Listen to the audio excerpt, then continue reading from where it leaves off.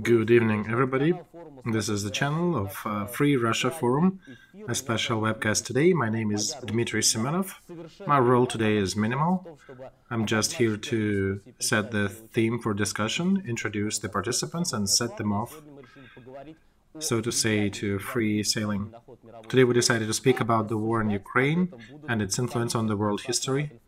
Today our participants are a politician and co-founder of the fund of Free Russia and ex-world championship in chess, and advisor to the office of the President of Ukraine, Alexey Arestovych.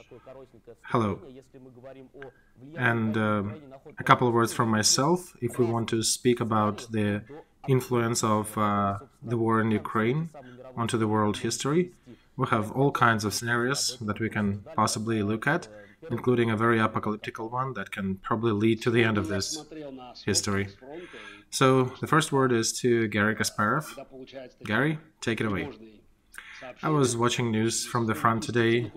Every time we hear those concerning news, we almost want to jump straight into that, but perhaps today we should stay away from the minutiae and concentrate on the things that, I don't want to say eternal, but the ones that have a potentiality to become the result of this war. So before looking into the future, perhaps we should take a look into the past. Alexei, I have a feeling, and I was writing about that for a few years, that this war was inevitable. And humanity sometimes reaches the points when, due to whatever circumstances, the war is inevitable.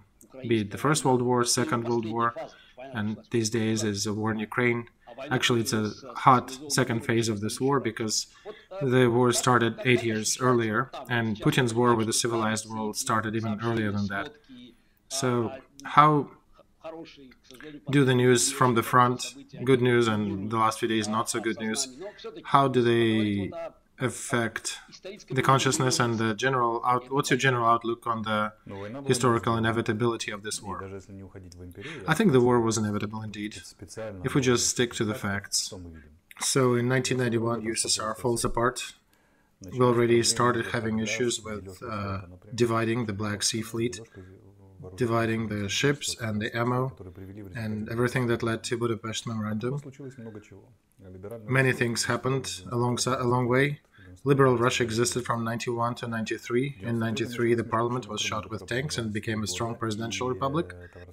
In 93, Mishkovshina started in Crimea under the leader Mishkov, when they were getting passports, Russian passports, to the retirees and arming retirees and trying to join Crimea with Russia. They were trying to even capture some of the ships. There was almost hand-to-hand fighting over them. It even got to mutual mining of ships using mines and explosives. The war in Chechnya, elections when Zyuganov might have won, but Yeltsin became president. Then Tuzla and the set of wars related to natural gas, continuation of natural gas wars, Maidan, Ukraine Revolution, sharp decline of Russian and Ukraine relationships, Munich speech by Putin, where he showed his real political face.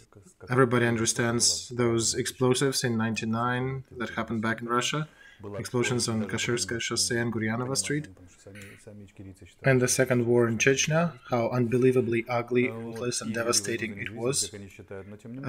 Chechens were thinking their country, they were leading a war for independence, but then Russia pretty much leveled them down with tanks and artillery. Then there was Georgia, and Putin's regime had chosen trade in fear as the main instrument of the foreign policy. I think that's the name of your book, is Chosen Wisely. The last opponent that did not join the system of relations, vassal, lord, was Ukraine. How can you translate your will to the world if you have not subjugated remaining countries in Commonwealth of Independent States? And how can you threaten Sweden and other countries in Europe when Ukraine is really rebelling against you? So that attempt to oppress us, suppress our resistance, was inevitable. And after the second Maidan, they started capturing Crimea, not as a result, but after. Because on the 21st, Yanukovych was still discussing with European Commission that he'll be re-elected. Maidan will be managed. On the 20th of 2014, Russia was already taking away parts of Crimea while Yanukovych was still conversing with EU. Even if you take this time frame, it was inevitable. How today Putin's propaganda is saying they're fighting against American-centric world and they want to rebuild into a pluri-pole system with different sources of power, but basically do something as Yalta format and re-divide the world. And over that, they do have that metaphysical concept, one of the main concepts of Byzantine Christianity, the last white angel who is resisting the black demonic forces. And of course, they consider themselves to be that white angel resisting the West and their allies. If we recall, on the 23rd of February, Putin did voice for about an hour different reasons behind his decision to invade Ukraine. You could notice that the military side and political side was kind of skimmed over, but he did pay more attention to the historic or metaphysical part of that process. So at least one person, himself, believes this war is deeper than the consequence of the fall of the USSR. He thinks this war might have been justified from the baptism of Russia. The eternal West always corrupting the Ukrainians and Russian catechon resisting the waves, the dark waves of European knights and European forces. He believes in that meta-historic frame set rather seriously, so there is another person who also believes in that. It is me, who thinks we are fighting now for restoration of the Kievan Rus, and it is reminiscent of what Arabs and Jews are fighting for the same relic.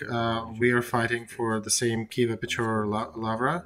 If you don't know, I do have a project of renaming this country, and because in the early 18th century there was one of the biggest thefts performed on these territories when Moscow stole the name Russia, because it was the name Rus transcribed in Greek.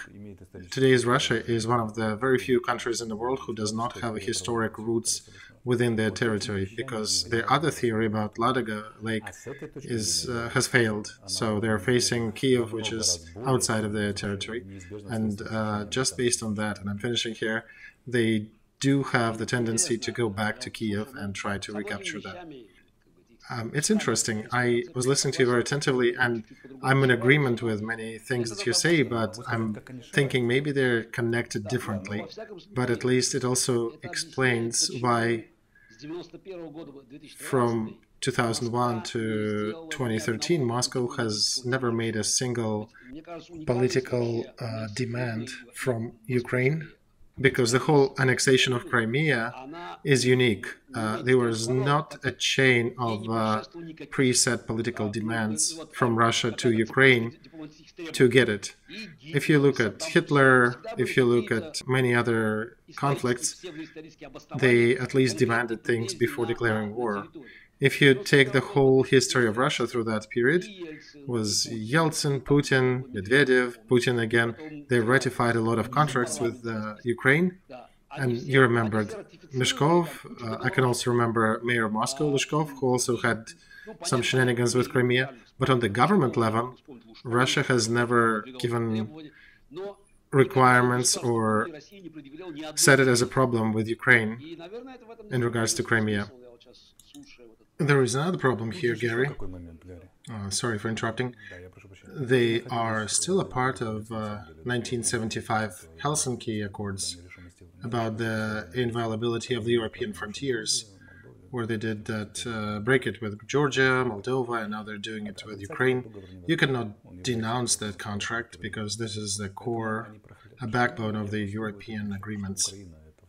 And they try to circumvent it by claiming that Ukraine is a Nazi country that owns weapons of mass destruction, sort of linking it to Iraq, and that Ukraine is threatening Russia, just like Viktor Suvorov wrote in his books that Russia never attacks anyone, they only defend things actively. And Ukraine, with a military budget 12 times smaller than Russia, is a potential threat for Russia. So it is a very helter-skelter put-together theory that basically highlights the problem that Europe is facing these days, that their contracts do not stand for nothing. I also want to remember here about the story of Kosovo when the West intervened, and one of the reasons for the West intervention was genocide. And the appearance of Kosovo on the map was basically only due to genocide pulled off by Milosevic government. So I suspect that Putin observed that and figured that if it is genocide, you can attack. So that's why, besides all that insane rhetoric about Jews and fascists in Ukraine, they now have also genocide on Donbass region. It appears that they almost trying to roughly copy something that happened 3 decades ago when Western countries used genocide to explain the reason for Kosovo independence. We'll just use the same thing here, and the only reason is make sure the word sounds similar, and that gives us reason to do what we want to. Gary, I think they also follow Vladimir Lenin's steps here. He was an infernal creature, and unlike Stalin, I think he was a genius in a way, because he came up with a pretty unique theory of how to corrupt the West. Because back then he already was talking about, we'll buy the rope from the capitalists to hang them on. And he lived in Switzerland, he lived in Britain, he lived in Europe, so he knew the whole capitalist system, he knew how it works. Soviet and Russian intelligence never had issues with finding weak spots of the West, because West was always better in finding them. All you need is really just open the newspaper and media and get through the whole list of issues they have. I explained that to the foreigners back in the days. Here's a metaphor, and there are questions, people working with national security, members of parliament. How do you explain that Putin's regime is funding both ultra-left and ultra-right organizations in Europe? It's politically illogical. I was telling them, you're thinking in the wrong paradigm. Lenin, back in the day, figured that, imagine a big chunk of ice, a big iceberg, and you find cracks, because the iceberg itself is good at lighting the cracks. All you need is really chip away at it. You start hammering at any crack you find. So Lenin's idea was to use any weakness they can find. Ecological, energetic, national, any political issue can be turned immediately into a big political issue and has to be drummed up and is got to be used to divide spheres of influence. And this is Lenin's approach to these matters. And that's what Russian special services or Soviet special services back in the day, that was their usual modus operandi. This is the second nature. You should watch the Operation Trust, how the Soviet KGB, young fledgling KGB became of age. It's an old movie, but they basically managed to show the Western secret services and intel services and possible interests and figures who wanted to overthrow the communist and Bolshevik regime, and they convinced them to send money and to even send the leaders of that movement into Soviet Russia, and after that they arrested everything and took the money. So how does that work? And they learned it from the Tsar times, actually. You need to become a friend to the person that you want to kill. That's their main approach. My parents had some relation to the security services, and back in early 80s, when I was fairly little, I still remember table conversations about the energy pipes coming from Soviet Union to the West. Back then, they were already considering it as the tool for corruption of the elites. This is, first of all, it's a sale, then it transfers into corruption, then into the political and social representation. And in Europe, not many people realize that for about 4 generations, some of their parties defending left-central ideas have initially been started with the Soviet money, or still have been using the Russian money to propel themselves. And they're asking, like, why is Kremlin, are they so smart? How can they play that? My answer is, you do not realize. Let's take Cambridge 5. One of them was unsuccessful son-in-laws for Churchill. Kim Philby was also the person in charge of Russian counterintelligence. And how do you think people from Soviet villages can recruit British nobility? Or Aldrich Ames, how was he recruited? By people who were nowhere that professional. How one KGB guy who I knew told me, when he was talking to a philosopher, he said, philosophers have ideas, we have methods, and methods very often are way more effective. Because unless you run into somebody of really high tone who can withstand or see through your actions, they can use their methods to recruit anyone. So the West is being attacked all the times. Russia continues to attack it, and the West very often succumbs to these things by itself without even much pressure from Russia, for one reason, that on the West, their media formula very often sounds like we're not ready for the world where Putin's regime or Russia has lost. There is an interesting point here. I want to show that the word Russia is not true here.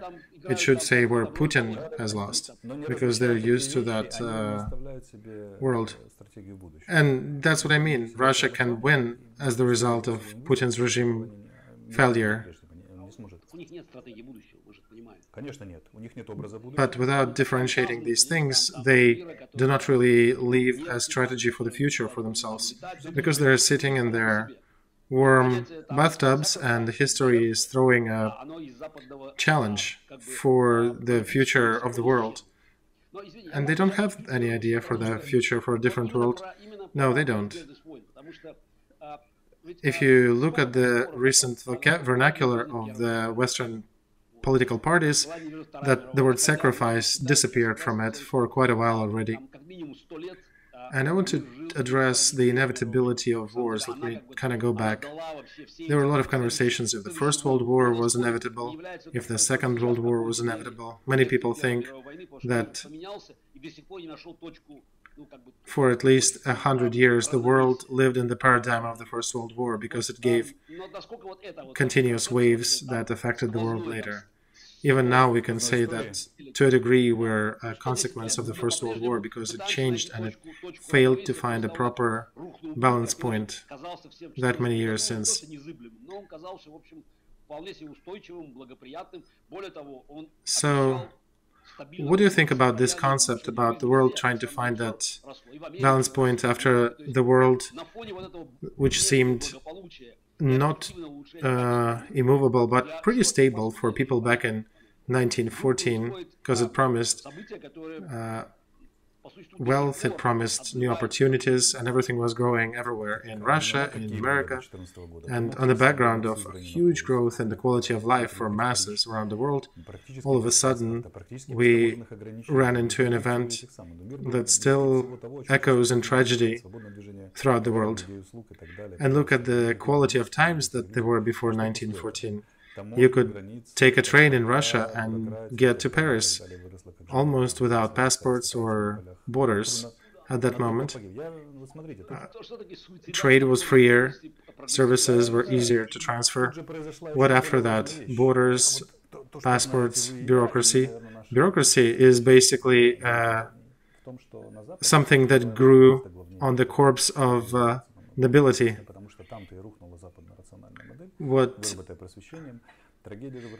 Another important thing that happened that probably you and I know, and some people do, but not many, that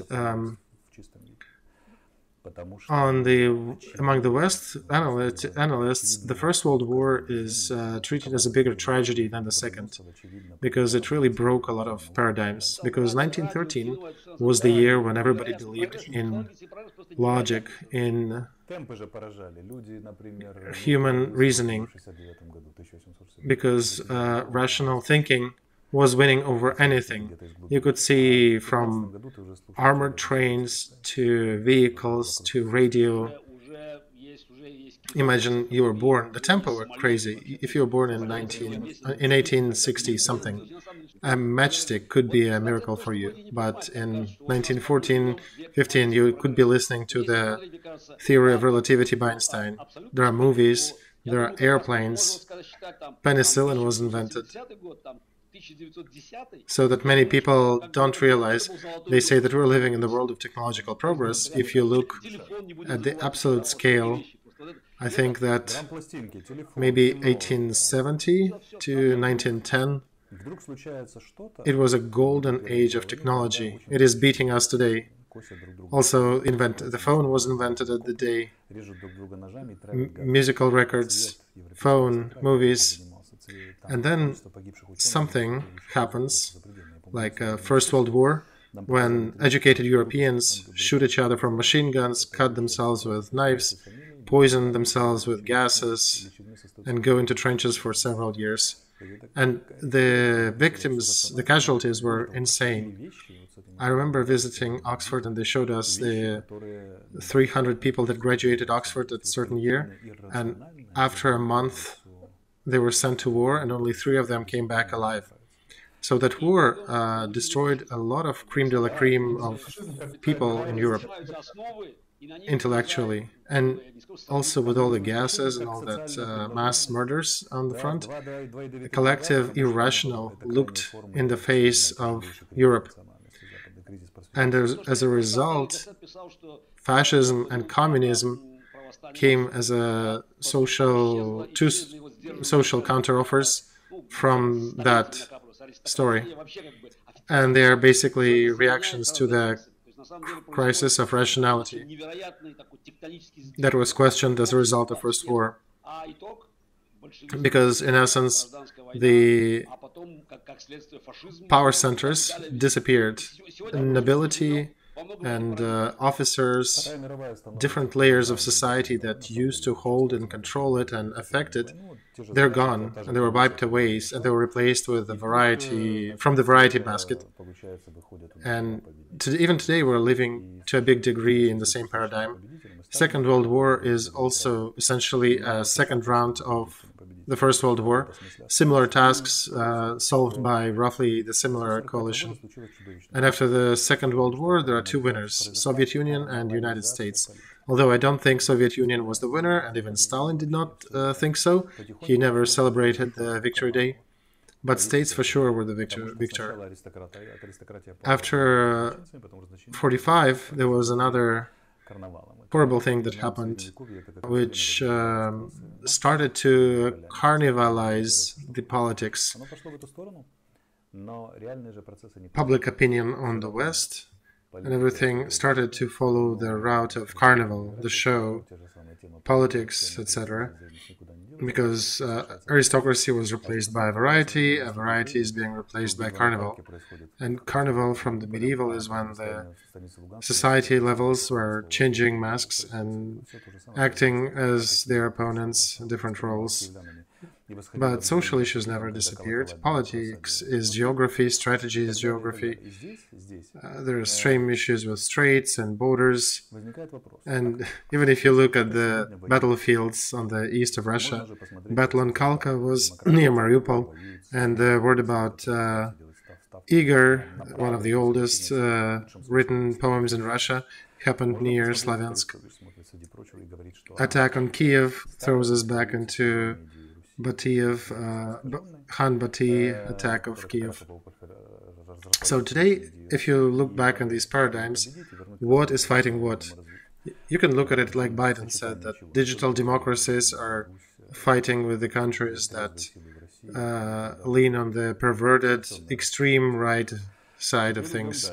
Or you can look at it like I like to look, that the old Kievan Rus, the original one, is fighting with the cancerous version of Russia, Rus, and one of them needs to win in order to let this part of the world evolve.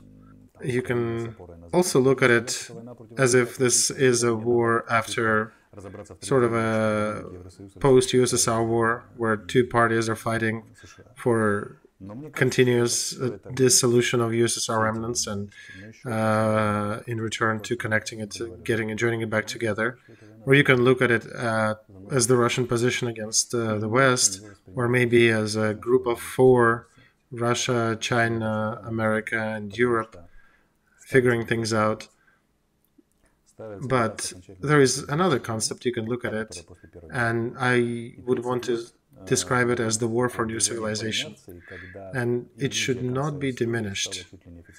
Why do I think so? Because the old civilization is done. It was really done in 1991. Remember Fukuyama with his end of history? He could have been the foreseer, even though he meant different things, but the end of history could have meant that history, that old history. And now you need to start anew, and we don't see West being particularly ready for that adventure. They're floating in the same paradigm, and especially Europe does not want to be anywhere near the group starting that new paradigm. They almost want to stick to the old one by any means. They can't. I think they cannot. Probably, and I think the acknowledgement of the historic responsibility is too much of a weight for them, because that's a huge historic mass that can suppress any mediocre or minimal sized politician to a degree that they don't even want to move anything to affect it. Yeah, I would say many of them do work to keep Europe as a museum, so there'd be fresh croissants in Rome, good coffee in France, and starting new history is definitely not for them, but the history is grabbing them and throwing them face forward into the new story. And we don't even need to try to go for the new civilization. We can just look at what's not working. The old system is not working. It did not prevent Putin from starting another war in Europe, and even up to the possible escalation for nuclear attack. So we're facing a similar story when people realized that the old world was done after the First World War. And hopefully this conflict will not grow beyond physically beyond the regional, but it already is metastasizing in possible food shortage in Africa. But what I'm seeing at these proposals from France, from Italy, from Germany, groups that are offering Ukraine to forfeit some of the territory and to sign another peace treaty. And that's even technically not possible, because every territory that you give to Putin these days, he'll use to attack the remainder of Ukraine and continue going further and further. It has happened before. Yeah, it has. That's exactly what I mean, because that is merely an attempt for them to just buy more time and try to kick the can further down the road, so maybe their children will have to deal with it. And inadequacy of a response to the size or the scale of the challenge is reminiscent of the events of 100 years old. Back then, people were real giants at the time, the ones at the helm of Europe, but they failed to make a proper judgment on the event unfolding in Europe at that time. And I think our conversation today can put a thesis forward that the old world is done. It cannot exist in the same shape further. But the program framework of this war would be a new world, hopefully a better one than the one before it, because the previous one is destroyed, it's gone. So what would be a new world? What would it mean to be better? I agree with you. This is a good statement of question. We probably should not make it smaller, but we're also talking at the same time about elements of history, elements of the old world that likely will become part of the new one. Like a Lego toy, where you need to use different building blocks to build something new. And now if we can, we probably should look another several hundred to 1,000 years forward and see where it can lead. And Putin, I think, is also trying to do that on his side. What I'm reading through your message, it could be a Kievan or European Rus versus the Golden Horde, the Mongol horde back in the day. Because Rus in that day, it actually had 3 cities, Novgorod, Pskov, Kiev, and everything is being eventually captured and swallowed by the horde, or it was back in those days. And we also should highlight that the horde's offer is not too primitive. It is not something that's to look lightly upon, because Putin did bring enough appeal to his person on the West. What Genghis Khan said, he said that I'm bringing enough laws and order with me that a virgin with a plate full of treasures can walk from Bukhara to the Far East and remain virgin and not lose a single pearl from her plate. This is an idea of order. The world is chaos. The world is chaotic. So any force that would offer order, it is stability and order that is appealing to people. Before the First World War, it was the spirit of enterprises. European and American civilizations were people who wanted to explore underwater, in the skies, beyond into space. They're expanding the borders of knowingness. And after that war, the character of civilization seems to have been broken. And instead of experimenters and explorers, following Jules Verne, we became, Columbus, Magellan's, we became a group of people with the main request is safety and stability. And we in no shape have enough stability or safety in the world. You just scare people and sell them more.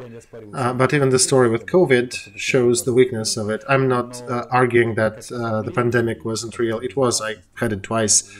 But that's how the world worked. It scared people and offered them solution and offered them more discipline. Putin is promoting that order. Europe and Biden already said that they do not accept Putin and they want him to go, but even if you look at Putin's troops behaving in the occupied territories, they even have the little leaflets that tell them how to talk to locals, and part of it is we're bringing you order. Kiev is chaos, we are bringing you order. And one can say that for the last 70 years, that request was very strong in Europe. And many people stopped being those Columbuses and Magellans, but they do want to drink good coffee with croissant and read a very good, nicely done book about Columbus. So you can probably sell them something like that. And basing it off the idea of Genghis Khan and his offer, we have an option of either offering a chaos and order or a somewhat mix of a chaos and order. Can we offer something to replace Genghis Khan's order? Because the order they're offering is corrupt. And I'm giving a thesis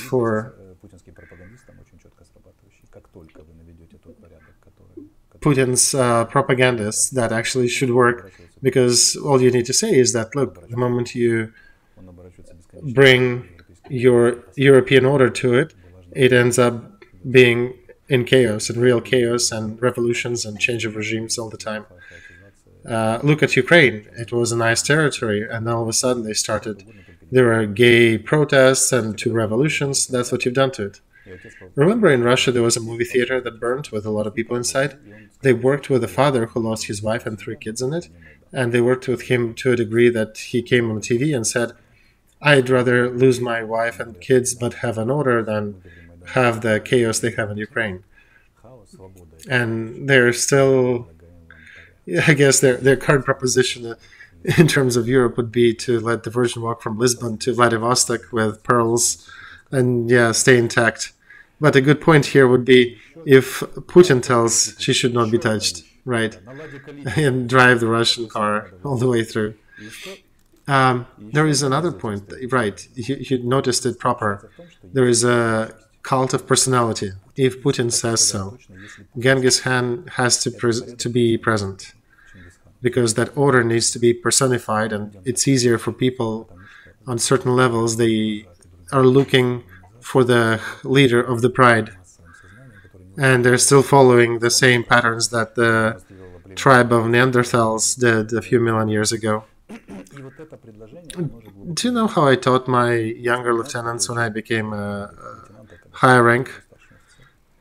You know, what is the secret behind recruiting people from the Cambridge, people like from the Cambridge 5? The secret is simple. You need to listen to your opponent well, and you need to take him seriously, or at least produce the respect. But they would often come back at me saying, how do you think it's possible? Because he's educated, he knows 8 languages, he knows many other things I have no idea about. But you don't realize that that is important. The way you do it is important. It turns a sort of system within a person. If you're attentive and friendly and respectable to him, and always try to be on the same side of barricades, he'll start considering you to be part of his gang. If you do it a couple times, you'll figure what it is and how it works. But that's a secret why one of the famous philosophers, Heidegger, in Germany, was a fan of Hitler. How did he fall for him? Very few people can resist that. It would be either professionals or the ones who have built-in safety mechanisms in their psyche. And it's easier to work with mass. Remember how Putin got power? All you need to say is that here's a young man who is unlike the drunkard Yeltsin, who will bring order to Russia. Because many people had concerns about Yeltsin peeing before boarding the plane or being constantly drunk. Not a good thing for the leader of a nuclear country. So Putin just sold order instead, and he started with blowing up buildings in Moscow, mobilized people a little more. And all the poverty of the modern Europe is that they don't know what to offer.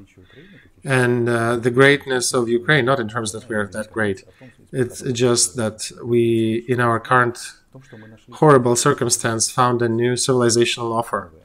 It kind of grew in us when we had to confront the question of survival from Russia. Ukrainian word voля, will, has 2 meanings. One of the meanings is your will to do things, and another is freedom. So, exact meaning would be the right to have an opportunity for a free and self-determined movement of your soul.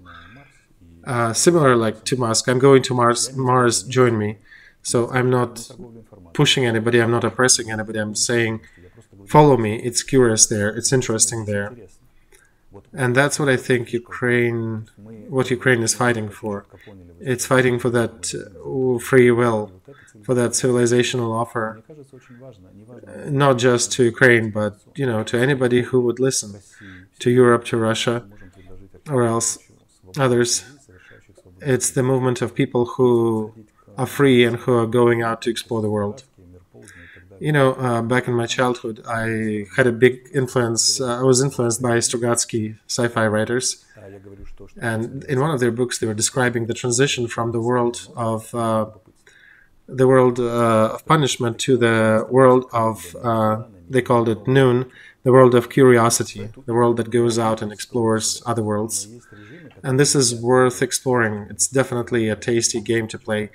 Yet there are countries that are hanging like heavy weights on the feet of human civilization, offering a black alternative, which is a faulty proposition, because a much better world can be built not on a disciplinary action, but on a freedom and a curiosity and freedom of expression.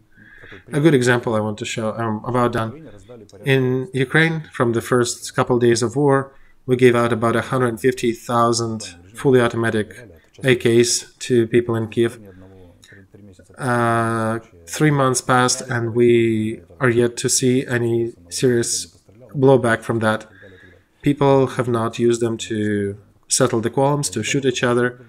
There were a couple issues, but those are gangs related. Otherwise, nothing happened. People are very responsible, and we don't even collect their data when we're giving the weapons to them. But the main gameplay seems to be that, well, first of all, it's war, so there are bigger things to worry. And second is that I'm a free person, and it's my free will to act freely and act responsibly have more weight than just trying to resolve a qualm on the parking lot or some old beef with a neighbor. And I think we can base it on that it would be nice to build a new civilization on that will, not as Hitler's triumph of will, but as a freedom of will. And it goes from different, from all levels of management of the administration of the country, from top to city to lower. And that also resonates with Ukrainian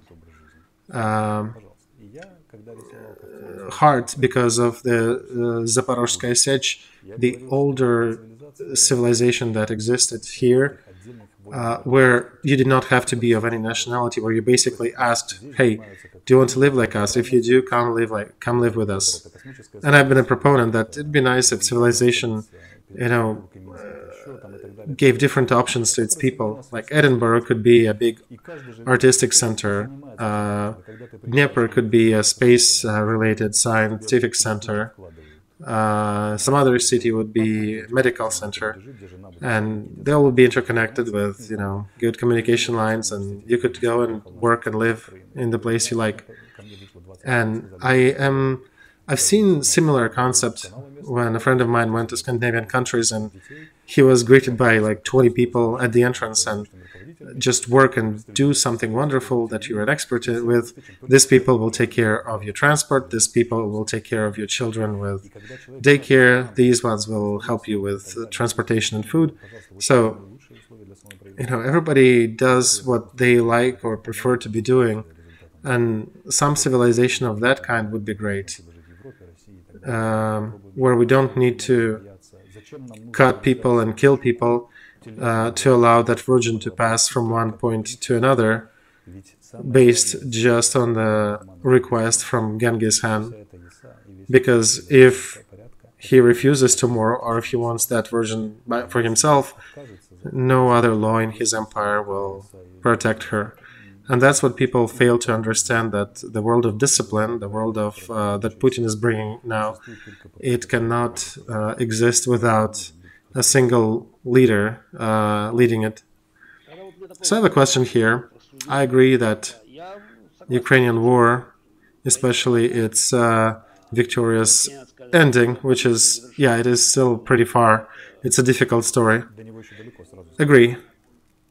But the problem is that if the war ends with a defeat, the world will swing back to Stalin and Ivan the Terrible. And it's not I don't think it's a random chance that Putin is using these characters in his country building in Russia, because he brings them as an example. But these are two rulers that are always above the law. They were the law, because he said so. But if to suppose that on the subconscious level,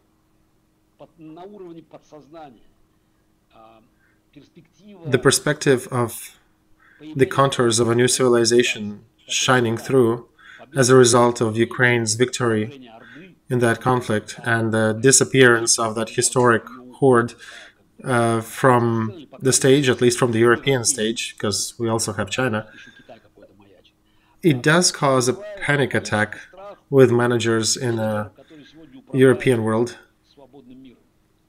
To a degree, the behavior of Draghi and Macron is defined not only by some levels of corruption going on in their government, because one can really see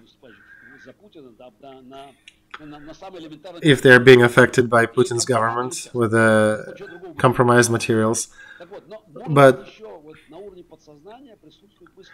perhaps the understanding that Ukraine's victory might end the world where they strive, where they actually flourish and happy as the EU bureaucrats.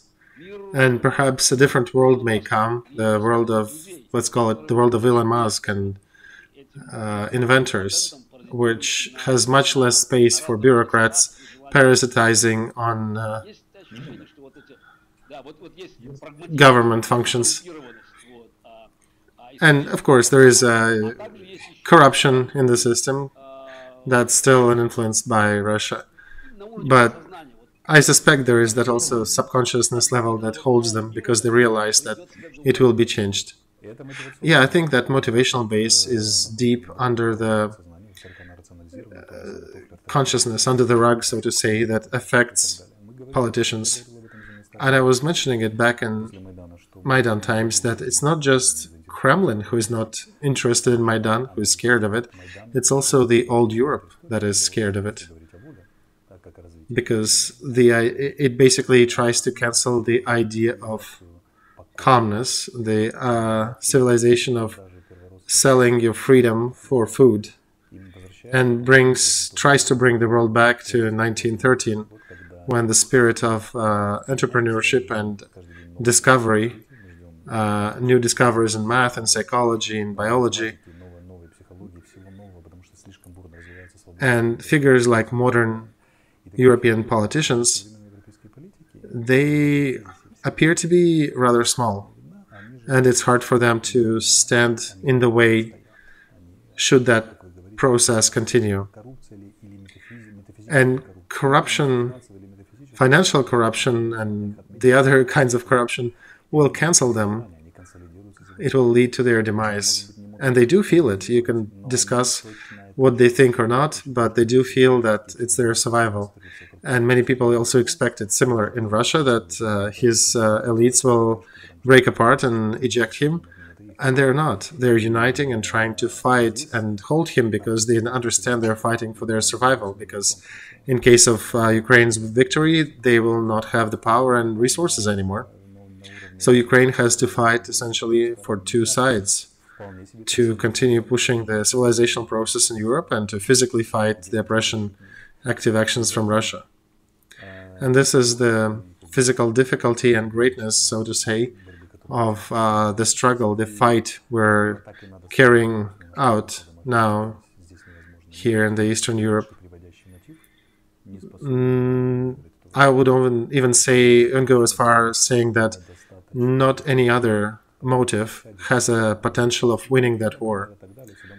It has to be a great motivation to help us win it, and I think this is a worthy one. And the way they see that in Russia, by the way, is that Ukraine is managed by Washington completely, that Washington says, and we just bow our heads and say yes, yes, yes. And it is not true. We are fighting for that new vision. We're using the support we can gather, but still, we're fighting the future of our children, of our ancestors. You don't want to leave Russia to Putin. I don't want to leave Ukraine to Putin. And also, of course, I would appreciate if he would not be in Russia as well. And I think it helps if we put the right values here, because the old civilization is no more. It ceased to exist.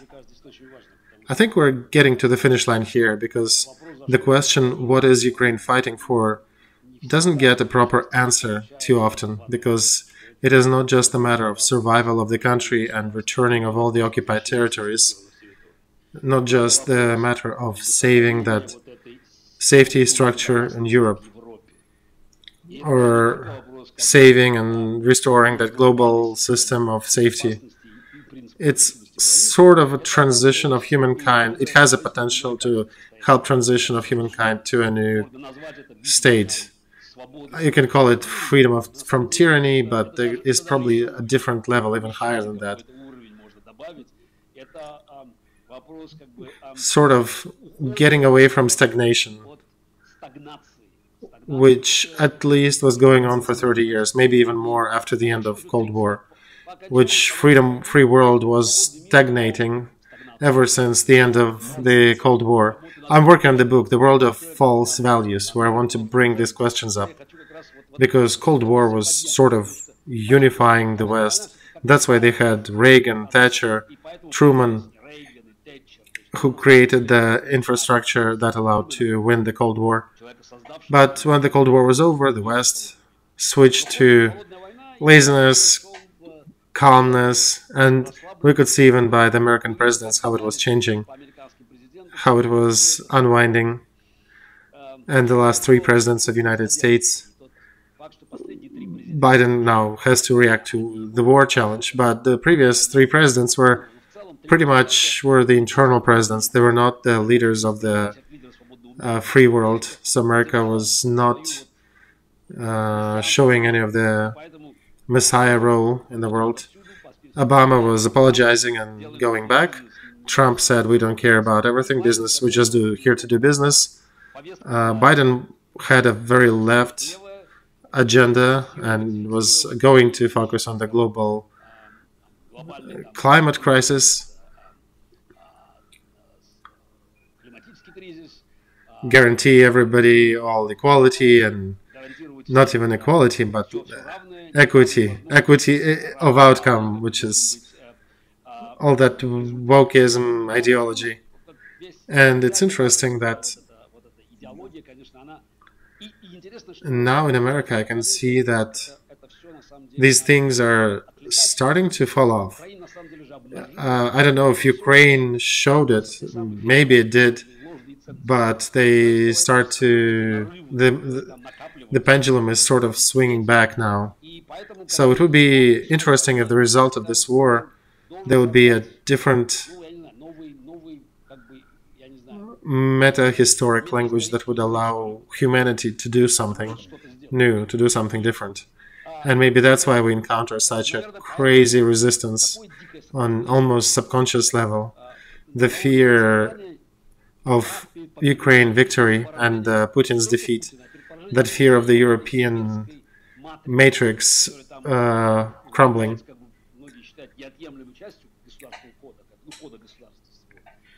All right, let's not go into the minutiae of the day. There are different news coming from the front, but I do believe that the flow of history is unstoppable, and regardless of sabotage of the old European Guard and somewhat slow reaction of America, the weapon will come and Ukraine will win. How do you see, do you think today Ukraine is a destroyed country, Eastern Ukraine is leveled, Western Ukraine is still fighting? I want to say, do you think it's possible to build a sort of a sun city? The idea of Tommaso Campanella, I know it's a kind of far reach, but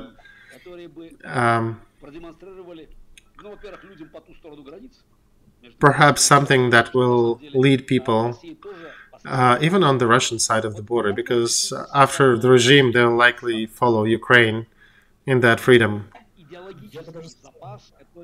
It would be nice if there would be something. Do you think something can be created that will lead to the rise of new civilization there? because in my opinion, my strong opinion is that reinstatement of Russia or new civilizational step for Russia will start when Ukraine will reclaim Crimea, when Russia will give it up back to Ukraine. And we can show it, Gary.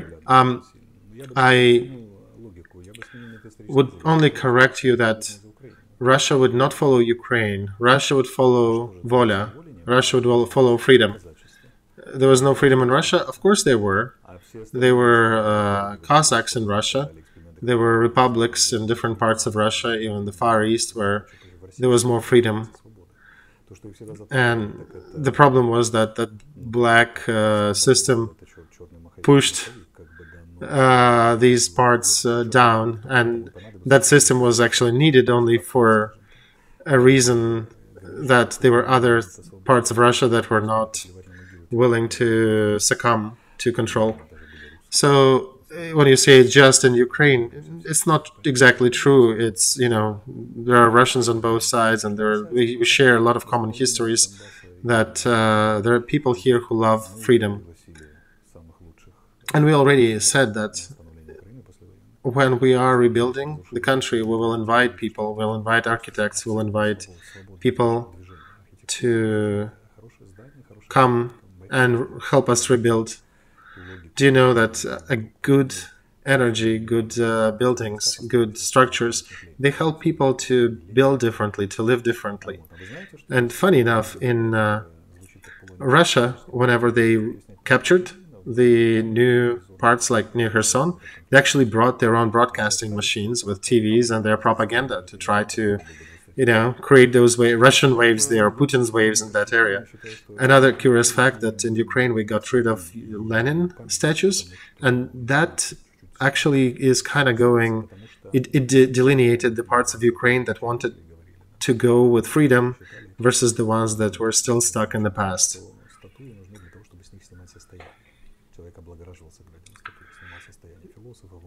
And, the idea behind the monument, especially if it's a monument to a philosopher, athlete, or somebody, that is a motivational figure for a person to help concentrate his energy on going and following somebody that might be helpful as an example for him.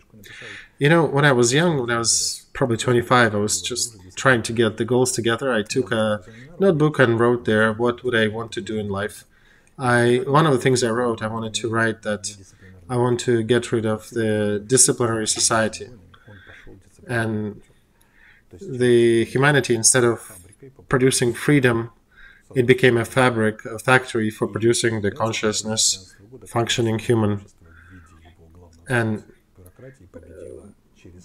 that factory started producing that, with an effort of world bureaucracy, started producing that human that is not exactly free and is just knows how to behave based on that bureaucracy wishes and rules. But I'm thinking that we're setting a good example, fighting with Russia, showing that we do have 150,000 machine guns on hand and not using them in any crazy way, that basically show that we do not need bureaucracy for things. We can offer something different. And we deny the need for that oppressive regime that needs to support the power of the almighty leader. And instead we're throwing a different counterposition, that you have freedom, you can follow your own goals, and you have freedom to negotiate with your friend and your neighbor and find a conclusion. And we invite everybody to come here and build new complexes, new architecture and new structures, new factories in Ukraine. We will show that, you can win in that crazy fight for a new civilization. Remember, they gave us 72 hours to live. So we all won. Free people in Russia, free people in America, in China, in Ukraine. And also, winning, you may not fall into indulgence.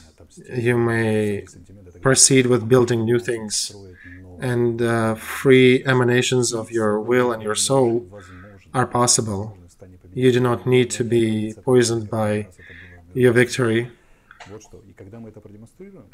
If we manage to show that, people will believe that it's possible.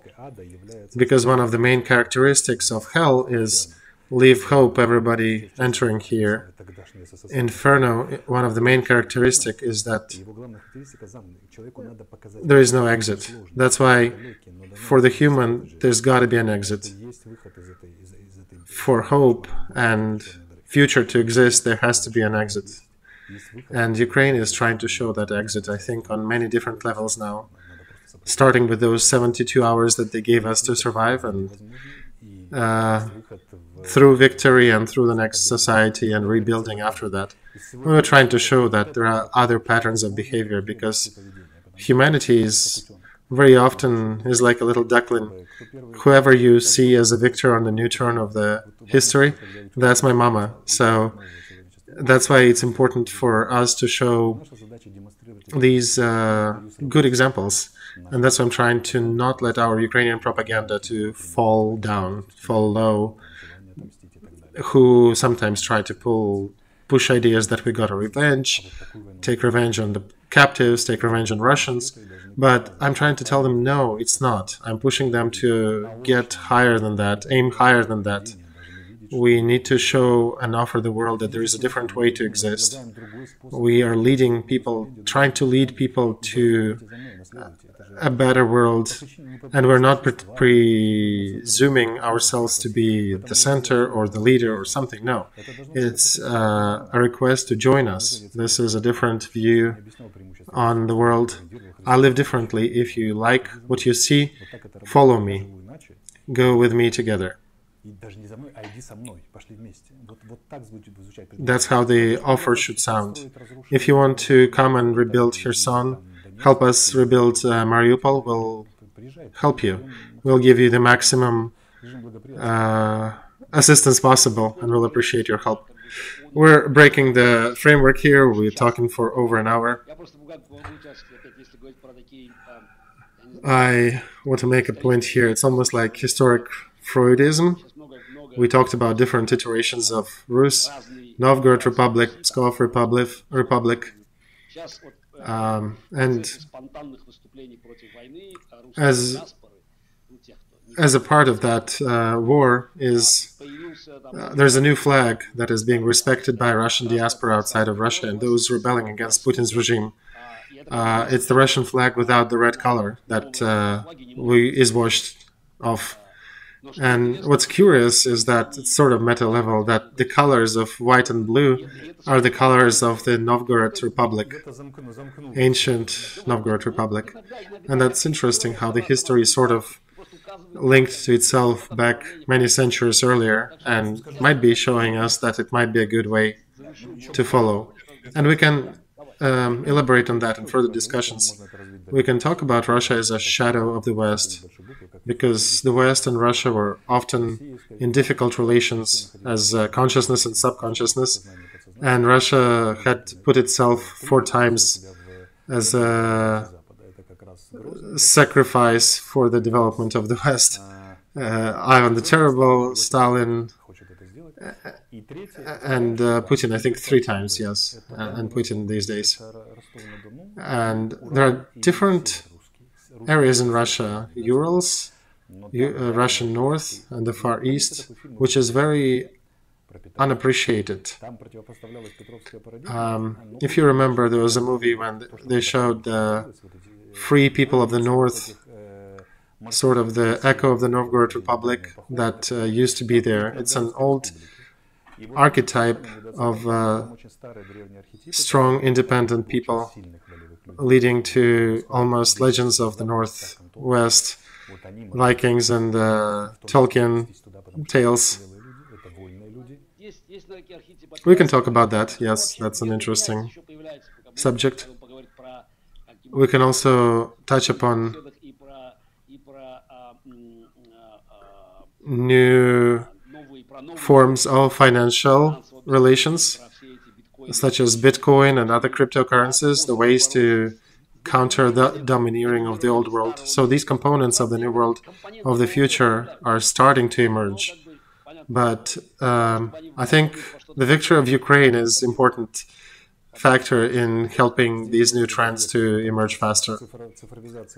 And it's also about the right vector, because you have to be careful, because that can be used different ways. It can lead to the digital fascism in a Chinese framework, or it can lead to a different free world.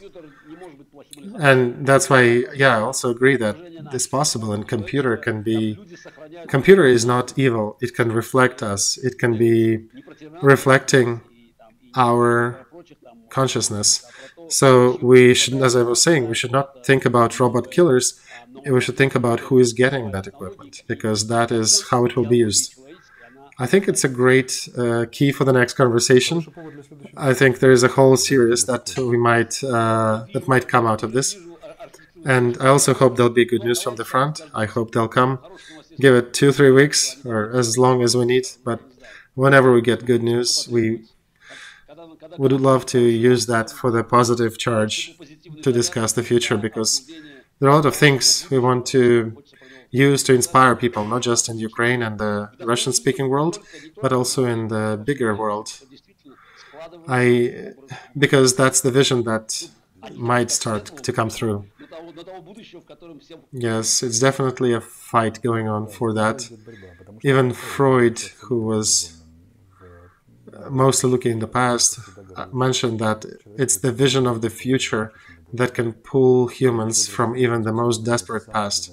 And I think that's the thing, that humanity lost the attractive image of the future, and they're sort of lost a bit until they find it back again. All right, that's a good note to finish this on. Let's complete this discussion. It is the first one in its series about the role of Ukraine and the victory of Ukraine.